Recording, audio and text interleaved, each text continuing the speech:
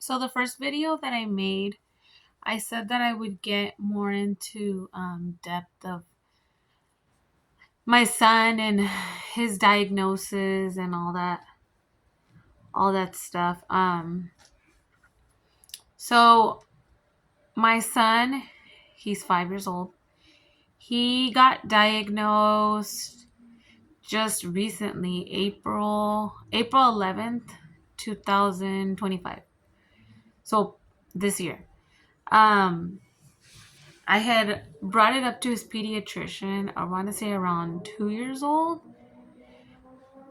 So, well, I think I'm getting a little ahead of myself. So my son was actually he's a really smart boy. He really is.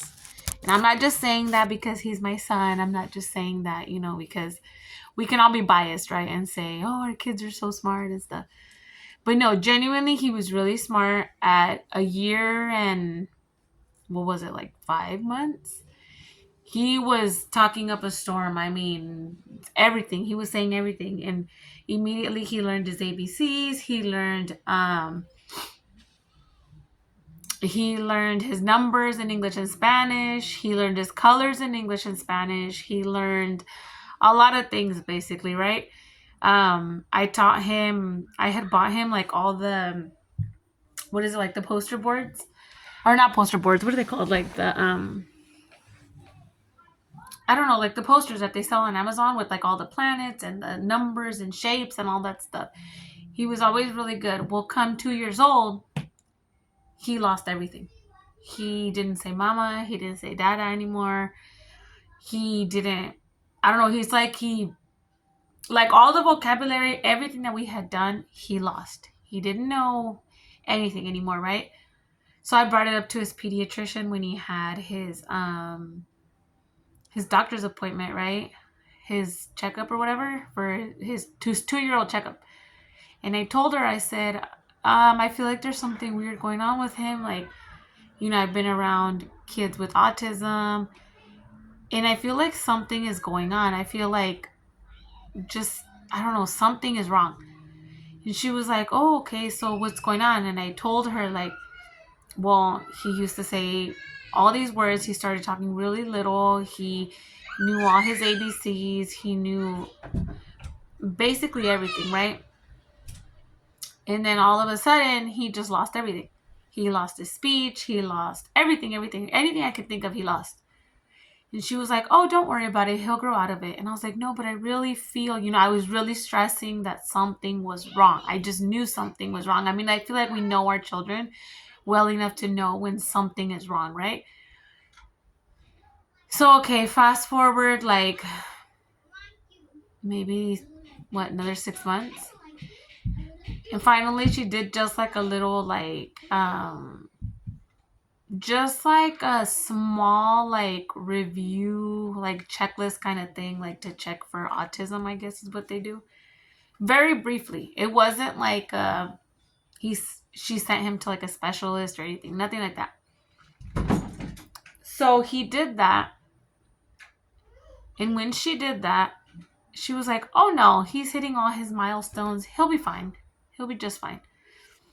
And I kept stressing, and I was like, you know what? Like, no, like, I really want him to get, a little bit more, like, just something a little bit more into depth, of like, I don't know. I just kept stressing it, right?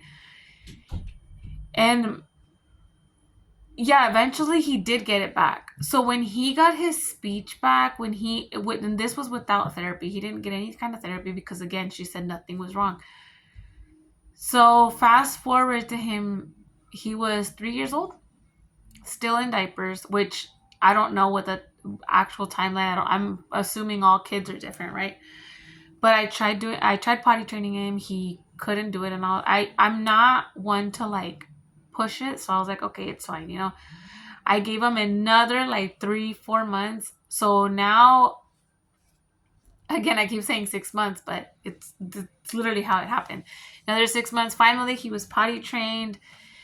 I brought it up again. He turned 4 years old, and I was like, I feel like something is wrong. He was just doing certain things. Like, he started getting a little bit aggressive. He lacked a lot of focus, which I know a lot of things, could be, what's it called? Like connected to him not being able to focus. But no, they kept saying, no, no, he's fine. He's okay. His pediatrician, again, was not listening to me. She just kept saying, no, everything's fine with him. He's okay.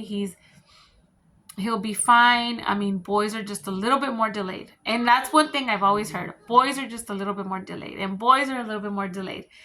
But I felt like mine it wasn't just a delay. He was just doing things that kept making me think that something was wrong. I would tell him to do something and he would have like the biggest like outbursts. Which I know kids obviously have outbursts. I know kids throw tantrums, but it was one of those things where he started being very antisocial. And when they did want to like socialize with him, sometimes he would have an outburst. Compared to my daughter, like I said in the last video, I don't like to compare my kids, but my daughter is very social. She doesn't mind other kids talking to her. She doesn't mind, a lot of things. But with him, he did mind. And those are, like I said, some of the red flags that like I would bring up to his pediatrician, making sure that I was being heard. And I felt crazy. And I'm pretty sure there's moms, and I don't even want to just say moms, I'm pretty sure there's dads out there also that are struggling, or even grandparents raising their, grandkids.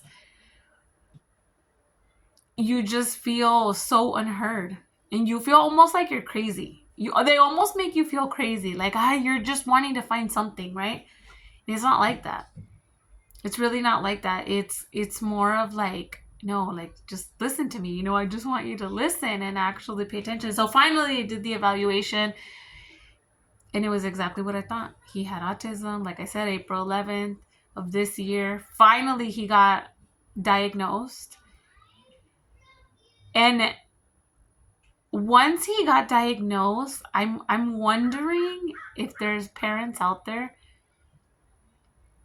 that feel like this whole time you knew, but once you got that diagnosis, it's like a weird feeling. I don't even know how to explain it. I'm pretty sure my parents out there know what I'm talking about, but once they give you that diagnosis, it just hits different, And even like with school, now that he's in kindergarten, I mean, he hasn't had the appropriate help because for the same reason that I was not heard. So now that he's in school, he's having all these difficulties. He's very aggressive. He's very, I'm pretty sure you guys can hear my kids outside. They're fine. They're being watched. Their grandma's here. My son screams a lot. That's one thing he does. He screams a lot. Now that he's in school, he's having a lot of difficulties. Now that he's in school, he's being very aggressive, hitting other kids, running out of class, and mind you, he's in kindergarten.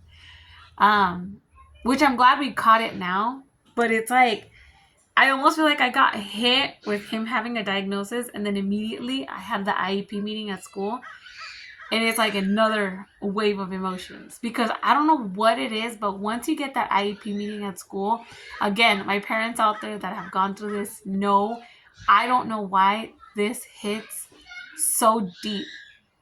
And you just feel sad. You feel, I don't know, you feel like angry, sad.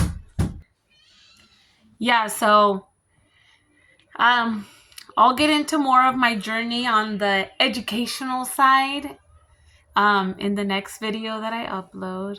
I'll let you guys know how he's doing in school. He's now started a couple of therapies. It's been hard. It's been difficult.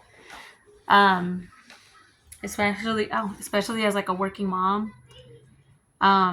It's been challenging. But at the same time, it's been rewarding because there are certain things that like I've seen a difference in now.